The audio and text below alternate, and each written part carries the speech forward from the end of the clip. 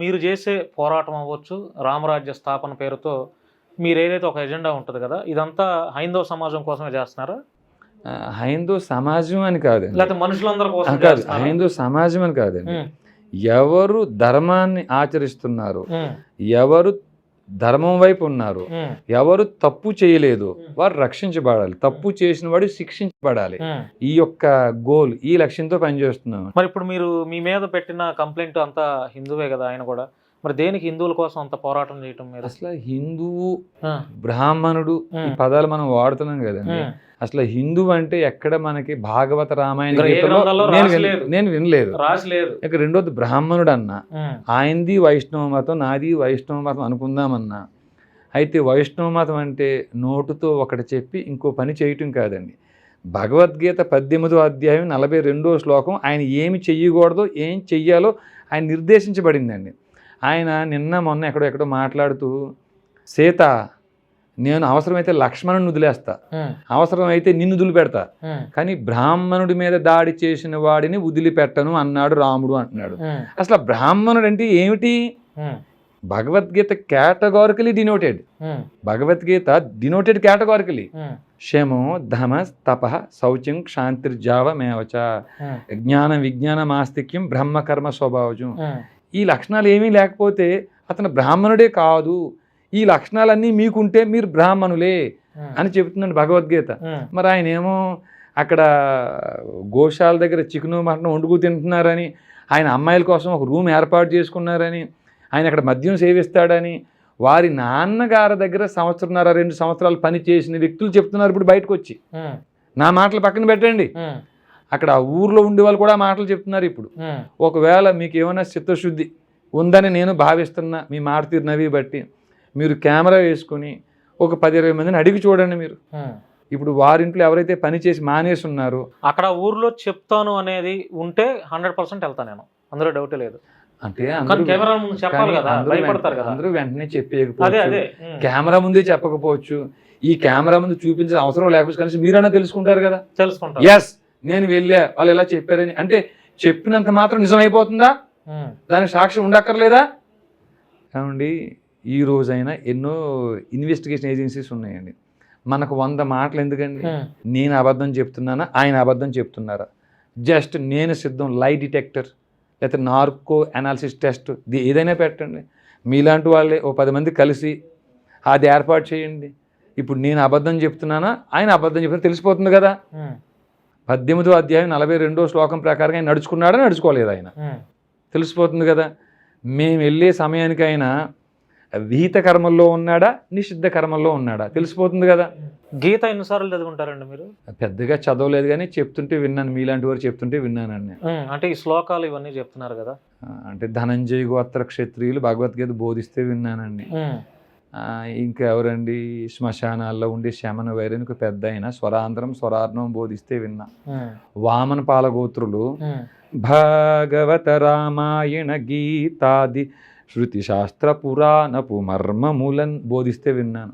రామాయణం, మహాభారతం, గీత ఇవన్నీ మనుషులు ఎలా ఉండాలి ఎలా ఉండకూడదు అనేది ఎట్లా ఏం చెప్తుంది అసలు? ఈ ధర్మం ఏం చెప్తుంది? అంటే నాకు తెలిసి రాముడు రావణాసురుడు, పాండవులు కౌరవులు, నాకున్న కొంచెం కొద్దిపాటి అవగాహన మేరకు రాముడేమో సన్మార్గం, రావణాసురుడేమో దుర్మార్గం. అంటే మరి రావణాసురుడు భక్తుడు కదా, ఆయన హిందువే కదా, ఆయన శివుణ్ణి పూజించారు కదా. ఇట్లాంటి మాటలు మనం చెప్పుకోవచ్చు. ఎంత పూజలు చేసినా సన్మార్గం లేని భక్తి వృధా. ఎన్ని దానాలు ధర్మాలు చేసినా సన్మార్గం లేకపోతే అది వృధా అని భాగవత రామాయణ గీతలు చెప్తున్నాయని నాకు అభిప్రాయం. కర్ణుడు ఎన్నో దానాలు చేసి ఉండొచ్చండి, కానీ ఆయన దగ్గర సన్మార్గం లేదు. సన్మార్గం లేని వారి చెంత చేరి వారికి అండగా నిలబడి ఆ పాపకృత్యాలంటే కారణంగా ఆయన ఎన్నో శిక్షలు అనుభవించాల్సి వచ్చింది, ఎన్నో మాటలు ఇప్పటికీ పడాల్సి వస్తుంది కదండి. మీకు మందు అలవాటు ఉందండి? లేదండి. అంటే ఫస్ట్ నుంచి లేదా, మధ్యలో మానేశారు? ఎప్పుడూ లేదండి. ఎప్పుడూ లేదు. కళ్ళు తాగాము. కళ్ళు తాగేవారు. ఇప్పుడు తాగుతారా? ఇప్పుడు తాగలేదు కానీ సుమారు 10 సంవత్సరాల క్రితం తాగారు. నీరా అంటారు కదా, నీరా, కళ్ళు కూడా కాదు, కళ్ళు పుల్లగా ఉంటుంది, ఆ నీరా తాగానండి. సినిమాలు చూస్తారా? సినిమాలు తక్కువ అండి. ఇప్పుడు మాకు పెద్ద అమ్మాయికి 18 years. ఇప్పుడు తను చిన్నప్పుడు నేను నా వైఫ్ సినిమాకి వెళ్ళినా లోపలికి వెళ్ళిన తర్వాత బయటకు తీసుకెళ్ళి డాడీ అని చెప్పేసి తిప్పమనేదండి తను. ఉమ్, ఇప్పుడు నా చిన్న పాపకి 9 years తను ఆ పని చేస్తుంది. ఉమ్, ఆ సినిమాకి వెళ్ళినా ఉమ్.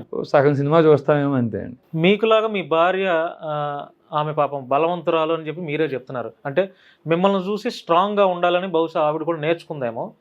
కానీ పిల్లలు చిన్న వయసు కదా, మనకెందుకు నాన్న ఇట్లాంటివి, ఎందుకంటే వాళ్ళకు కూడా భయం ఉంటుంది కదా, మా నాన్నకి ఏదైనా అవుతుందేమో అని.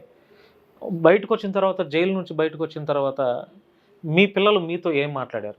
నయనం చిందంతి శస్త్రాన్ని నయనం దహతి పావక నచైనం క్లేదయంత్యాపో నశోషతి మారుత ఉమ్, వాసాంసి జీర్ణాన్ని యథావేహ. ఇవన్నీ చిన్నప్పటి నుంచి వింటూ పెరిగామండి. ఏదో రోజు మృత్యు ఒక రోజు వస్తుంది. ఇవన్నీ కూడా పిల్లలు కూడా విని ఉండొచ్చు. మేము అదే సంస్కృతి, మా వైష్ణవ సంప్రదాయం కాబట్టి విని ఉండొచ్చు. కాబట్టి మా నాన్న తప్పు చేయడు, మా నాన్న తప్పు చెయ్యలేదు అనే క్లారిటీ, ఈ సత్యం వారికి తెలుసు కాబట్టి వారు ఒక విజ్ఞతతో వారు ఉన్నారండి. పిల్లలు కూడా అలా ఉన్నారండి. అంటే వాళ్ళు కూడా ఇంకా మిమ్మల్ని ఎంకరేజ్ చేస్తున్నారు ఇప్పటికీ? అంటే ఎంకరేజ్ డిస్కరేజ్ చేసేటువంటి అంత వయసు వారికి లేకపోయినా ఉన్నంతలో మా నాన్న తప్పు చేయడనే నమ్మకాన్ని వారు కలిగి ఉన్నారని నేను అనుకుంటున్నాను. కాదు వీర రాఘవరెడ్డి గారు, ఇప్పుడు ఈ ఇండియా మొత్తం హైందత్వం, హిందువులే ఉంటారు. ఏంటి దానివల్ల వచ్చే లాభం ఏంటి? లేదండి, పెద్ద ఉపయోగం కూడా లేదు. ఉద్యోగాలు ఉంటాయా? నిరుద్యోగం పోతుందా? కోరుకోవటం ఏమిటంటే, పేదవాళ్ళు పేదరికం నుంచి తొలగించబడతారా? కోరుకోవటం అంటే అందరూ హైందువులే ఉండాలి, అందరూ దేవుని నమ్మాలని కాదు. మీరు రాముని నమ్మినా నమ్మకపోయినా, శివుని నమ్మినా నమ్మకపోయినా, అల్లాని నమ్మినా నమ్మకపోయినా, యేసు ప్రభువుని నమ్మినా నమ్మకపోయినా, ఎవరు తప్పు చేశారో వారు శిక్షించబడాలి అని కోరుకుంటున్నాం. మీరు హైందవులుగా ఉండి రాముని నమ్మి మీరు తప్పు చేసినా శిక్షించబడాలి. ఒకవేళ మీరు రాముని నమ్మకపోయినా మీ పక్కన ఒప్పు ఉంటే రక్షించబడాలి. వాడు ఎవడున్నాడు ఈ లోకంలో? అంటే తప్పు మీన్స్ ఇక్కడ ఏదైతే ఉంది ఒక మర్డర్, మానభంగం ఇలాంటి వాటిలో ఉన్నప్పుడు మరి అలా లెక్కేసుకుంటే మన పొలిటీషియన్స్ అందరూ జైల్లో ఉండాలండి. అబద్ధ హామీలు ఇచ్చి అసత్యాలన్నీ చెప్పి అధికారంలోకి వచ్చిన పొలిటీషియన్స్ అందరూ జైల్లో ఉండాలండి. మరి ఉండాలని కోరుకుంటున్నాను నేను. వారు అతీతులు కాదు చట్టానికి. ఈక్వాలిటీ బిఫోర్ లా ఆర్టికల్ 14 ఉంది, అందరూ ఉండాలని కోరుకుంటున్నాను. ఈ షెడ్యూల్స్లోనే ఎవరైతే పార్టీ ఫిరాయించారో వారు సభ్యత్వాన్ని కోల్పోతారు. శాసనసభకి ఎన్నికైనా, రాజ్యసభకి ఎన్నికైనా ఒకసారి వారు పార్టీ ఫిరాయిస్తే సభ్యత్వం కోల్పోతారు. కానీ మన తెలంగాణలో కానీ ఆంధ్రాలో కానీ మనం చూసాం కదా, పార్టీ ఫిరాయించిన వారు మంత్రులుగా ప్రమాణ స్వీకారం చేశారు. వారు అలా ఉండదు, అందరూ శిక్షించబడాలనే కోరుకుంటున్నాం స్వామి. కానీ ఇప్పుడు మీరు ఏదో బండి మీద వెళ్తున్నారు, పొరపాటున హెల్మెట్ పెట్టుకోలేదు, మీరు ఫైన్ కట్టాలి. కారులో వెళ్తున్నారు, పొరపాటున సీట్ బెల్ట్ మర్చిపోయారు, ఫైన్ కట్టాలి. ఎమర్జెన్సీ ఫోన్ వచ్చింది, అటెండ్ చేశారు, తప్పు, ఫైన్ కట్టాలి. కానీ ఇది పెద్దవాళ్ళు చేస్తే శిక్ష కాదు, దానికి పెద్దవాళ్ళు చేస్తే అది తప్పు కాదు. కాబట్టి వారు చక్కగా అన్ని తప్పులు అన్ని నేరాలు చేసుకుంటూనే వారు మరి తిరుగుతున్నారు.